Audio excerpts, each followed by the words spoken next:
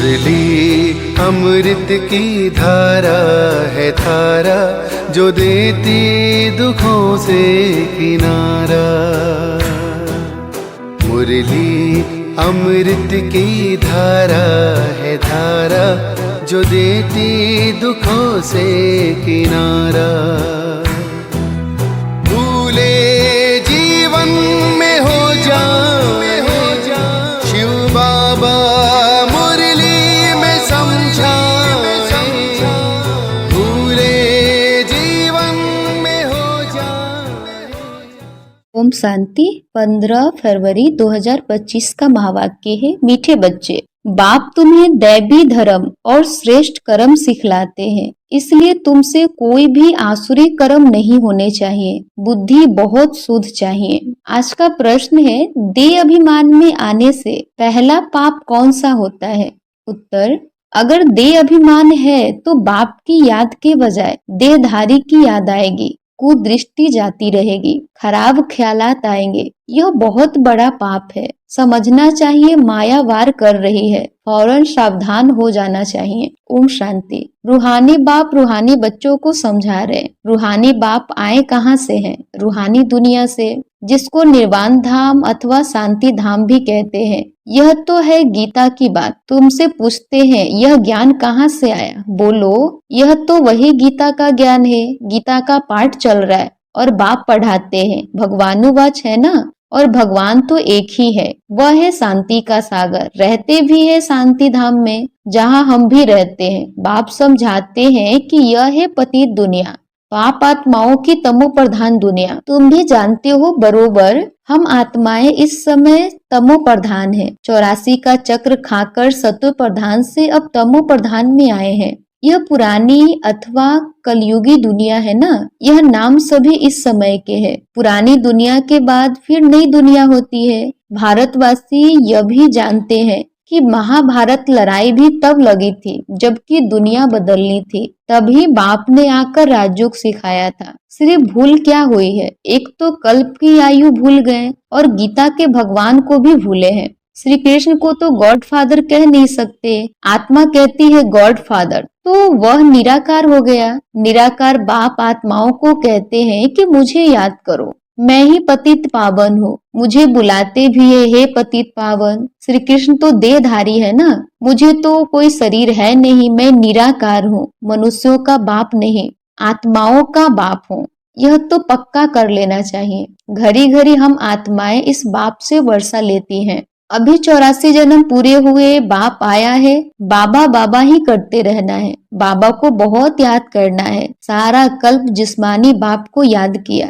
अभी बाप आए हैं और मनुष्य सृष्टि से सब आत्माओं को वापस ले जाते हैं, क्योंकि रावण राज्य में मनुष्यों की दुर्गति हो गई है। इसलिए अब बाप को याद करना है। यह भी मनुष्य कोई समझते नहीं कि अभी रावण राज्य है। रावण का अर्थ ही नहीं समझते। बस एक रस्म हो गई है दशहरा मनाने की। तुम कोई अर्थ थोड़े ही समझते थे, अभी समझ मिली है औरों को समझ देने के लिए। अगर औरों को नहीं समझा सकते हो तो गोया खुद नहीं समझते हो। बाप में सृष्टि चक्र का ज्ञान है। हम उनके बच्चे हैं तो बच्चों में भी यह नॉलेज रहनी चाहिए। तुम्हारे यह है गीता पाठशाला। उद्देश्य क्या है? यह लक्ष्मी नारायण बनना, यह राजयोग है ना। नर से नारायण, नारी से लक्ष्मी बनने की यह नॉलेज है। वे लोग कथाएं बैठ सुनाते हैं, यहाँ तो हम पढ़ते हैं। हमको बाप राजयोग सिखाते हैं। यह सीखते ही हैं कल्प के संगम युग पर। बाप कहते हैं मैं पुरानी दुनिया को बदल नई दुनिया बनाने आया हूँ। नई दुनिया में इन्हों का राज्य था, पुरानी में नहीं है। फिर जरूर होना चाहिए। चक्र तो जान लिया है। मुख्य धर्म है 4, अभी डिटेज में है नहीं। दैवी धर्म भ्रष्ट और दैवी कर्म भ्रष्ट बन पड़े हैं। अभी फिर तुमको दैवी धर्म श्रेष्ठ और कर्म श्रेष्ठ सिखला रहे हैं, तो अपने पर ध्यान रखना है। हमसे कोई आसुरी कर्म तो नहीं होते हैं। माया के कारण कोई खराब ख्यालात तो बुद्धि में नहीं आते हैं, कुदृष्टि तो नहीं रहती है। देखे इनकी कुदृष्टि जाती है अथवा खराब ख्यालात आते हैं तो उनको झट सावधान करना चाहिए, उनसे मिल नहीं जाना चाहिए, उनको सावधान करना चाहिए। तुम्हारे में माया की प्रवेशता के कारण यह खराब ख्यालात आते हैं। योग में बैठ बाप की याद के बदले कोई की देह तरफ ख्याल जाता है तो समझना चाहिए यह माया का वार हो रहा है, मैं पाप कर रहा हूँ। इसमें तो बुद्धि बड़ी शुद्ध चाहिए। हंसी मजाक से भी बहुत नुकसान होता है, इसलिए तुम्हारे मुख से सदैव शुद्ध वचन निकलने चाहिए, कुवचन नहीं। हंसी मजाक आदि भी नहीं। ऐसे नहीं कि हमने तो हंसी की, वो भी नुकसान कारक हो जाती है। हंसी भी ऐसी नहीं करनी चाहिए जिसमें विकारों की वायु हो।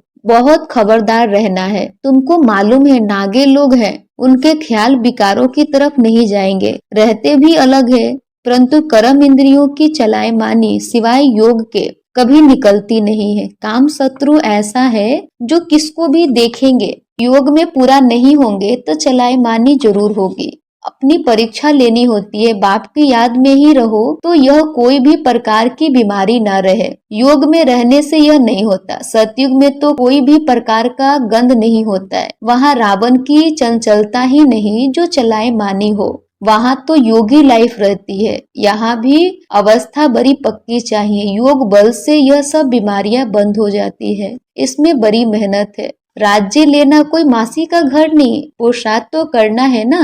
ऐसे नहीं कि बस जो होगा भाग्य में सो मिलेगा। धारणा ही नहीं करते गोया पाई पैसे के पद पाने लायक है। सब्जेक्ट तो बहुत होती है ना, कोई ड्राइंग में कोई खेल में मार्क्स ले लेते हैं, वह है कॉमन सब्जेक्ट। वैसे ही यहाँ भी सब्जेक्ट्स है, कुछ न कुछ मिलेगा, बाकी बादशाही मिल नहीं सकेगी। वह तो सर्विस करेंगे तब बादशाही मिलेगी, उसके लिए बहुत मेहनत चाहिए। बहुतों की बुद्धि में बैठता ही नहीं, जैसे कि खाना हजम ही नहीं होता, उच्च पद पाने की हिम्मत नहीं। इसको भी बीमारी कहेंगे ना। तुम कोई भी बात देखते ना देखो, रूहानी बाप की याद में रह औरों को रास्ता बताना है, अंधों की लाठी बनना है।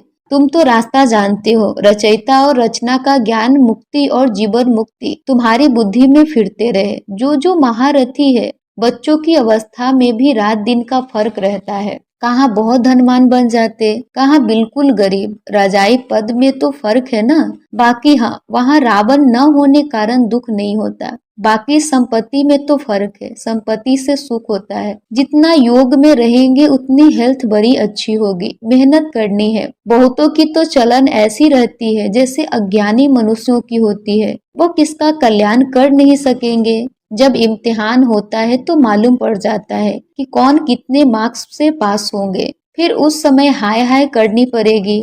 बाप दादा दोनों ही कितना समझाते रहते हैं। बाप आए ही है कल्याण करने, अपना भी कल्याण करना है तो दूसरों का भी कल्याण करना है। बाप को बुलाया भी है कि आकर हम पतितों को पावन होने का रास्ता बताओ। तो बाप श्रीमत देते हैं, तुम अपने को आत्मा समझ, दे अभिमान छोड़, मुझे याद करो। कितनी सहज दवाई है। बोलो हम सिर्फ एक भगवान बाप को मानते हैं। वह कहते हैं मुझे बुलाते हो, फिर आकर पतितों को पावन बनाओ, तो मुझे आना पड़ता है। ब्रह्मा से तुमको कुछ भी मिलना नहीं है, वह तो दादा है, बाबा भी नहीं। बाबा से तो वर्षा मिलता है, ब्रह्मा से थोड़े ही वर्षा मिलता है। निराकार बाप इन द्वारा एडॉप्ट कर हम आत्माओं को पढ़ाते हैं, इनको भी पढ़ाते हैं। ब्रह्मा से तो कुछ भी मिलने का नहीं है, वर्षा बाप से ही मिलता है। इन द्वारा देने वाला एक है, उनकी ही महिमा है। वही सर्व का सदगति दाता है। यह तो पूज्य से पुजारी बनते हैं, सतयुग में थे,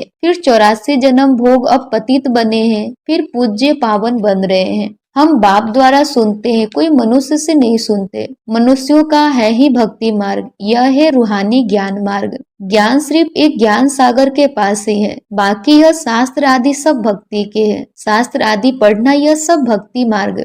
ज्ञान सागर तो एक ही बाप है। हम ज्ञान नदियां ज्ञान सागर से निकली है, बाकी वह है पानी का सागर और नदियां। बच्चों को यह सब बातें ध्यान में रहनी चाहिए। अंतर्मुख हो, बुद्धि चलानी चाहिए। अपने आप को सुधारने के लिए अंतर्मुख हो, अपनी जांच करो।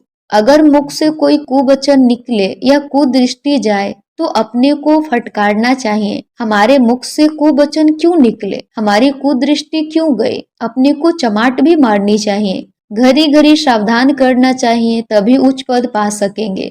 मुख से कटु वचन न निकले। बाप को तो सब प्रकार की शिक्षाएं देनी होती है, किसको पागल कहना यह भी कुवचन है। मनुष्य तो जिसके लिए भी जो आता है वो कहते रहते हैं, जानते कुछ भी नहीं कि हम किसकी महिमा गाते हैं। महिमा तो करनी चाहिए एक ही पतित पावन बाप की, और तो कोई है नहीं। ब्रह्मा विष्णु शंकर को भी पतित पावन नहीं कहा जाता है। यह तो किसको पावन नहीं बनाते हैं, पतित से पावन बनाने वाला एक ही बाप है। पावन सृष्टि है ही नई दुनिया, वो तो अभी है नहीं, प्योरिटी है ही स्वर्ग में, पवित्रता का सागर भी है, यह तो है ही रावण राज्य। बच्चों को अभी आत्माभिमानी बनने की बहुत मेहनत करनी चाहिए। मुख से कोई भी पत्थर व कुवचन नहीं निकलना चाहिए, बहुत प्यार से चलना है। कुदृष्टि भी बड़ा नुकसान कर देती है, बड़ी मेहनत चाहिए। आत्माभिमानी है, अविनाशी अभिमान। देह तो विनाशी है,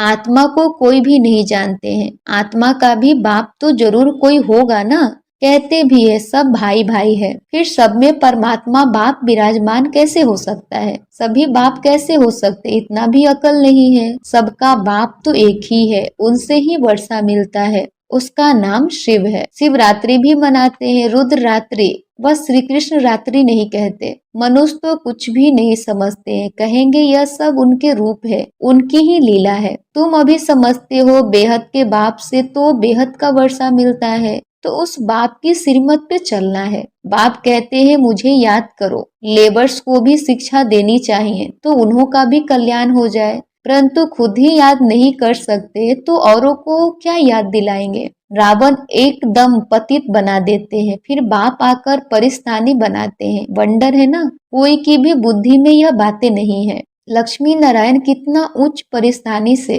फिर कितना पतित बन जाते हैं। इसलिए ब्रह्मा का दिन और ब्रह्मा की रात गाई हुई है। शिव के मंदिर में तुम बहुत सर्विस कर सकते हो। बाप कहते हैं तुम मुझे याद करो, दर दर भटकना छोड़ दो, यह ज्ञान है ही शांति का। बाप को याद करने से तुम सतो प्रधान बन जाएंगे। बस यही मंत्र देते रहो, कोई से भी पैसा नहीं लेना चाहिए जब तक पक्का न हो जाए। बोलो, प्रतिज्ञा करो कि हम पवित्र रहेंगे, तब हम तुम्हारे हाथ का खा सकते हैं, कुछ भी ले सकते हैं। भारत में मंदिर तो बहुत है, बहुत ढेर है। फॉरेनर्स आदि जो भी आए उनको यह संदेश तुम दे सकते हो कि बाप को याद करो। अच्छा, मीठे मीठे सीख लदे बच्चों प्रति माता पिता बाप दादा का याद, प्यार और गुड मॉर्निंग। रूहानी बाप की रूहानी बच्चों को नमस्ते। हम रूहानी बच्चों की रूहानी माता पिता बाप दादा को याद, प्यार, गुड मॉर्निंग और नमस्ते नमस्ते नमस्ते।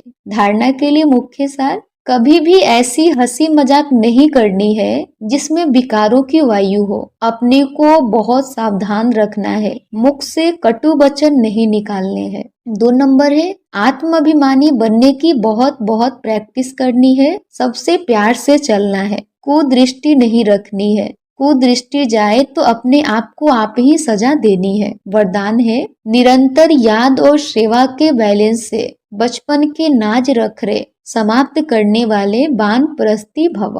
निरंतर याद और सेवा के बैलेंस से बचपन के नाज नखरे समाप्त करने वाले वानप्रस्थी भव। स्पष्टीकरण, छोटी छोटी बातों में संगम के अमूल्य समय को गंवाना बचपन के नाज नखरे है। अब यह नाज नखरे शोभते नहीं। वानप्रस्थ में सिर्फ एक ही कार्य रह जाता है, बाप की याद और सेवा। इसके सिवाय और कोई भी याद ना आए। उठो तो भी याद और सेवा, सो तो भी याद और सेवा। निरंतर यह बैलेंस बना रहे। त्रिकालदर्शी बनकर बचपन की बातें व बचपन के संस्कारों का समाप्ति समारोह मनाओ, तब कहेंगे वानप्रस्थी। स्लोगन है, सर्व प्राप्तियों से संपन्न आत्मा की निशानी है संतुष्टता। संतुष्ट रहो और संतुष्ट करो। सर्व प्राप्तियों से संपन्न आत्मा की निशानी है संतुष्टता। संतुष्ट रहो और संतुष्ट करो। अव्यक्त सारे हैं, एकांत प्रिय बनो, एकता और एकाग्रता को अपनाओ। एकांत एक तो स्थूल होती है, दूसरी सूक्ष्म भी होती है। एकांत की आनंद की अनुभवी बन जाओ। तो बाह्य मुखता अच्छी नहीं लगेगी। अव्यक्त स्थिति को बढ़ाने के लिए एकांत में रुचि रखनी है। एकता के साथ एकांत प्रिय बनना है। अच्छा, ओम शांति।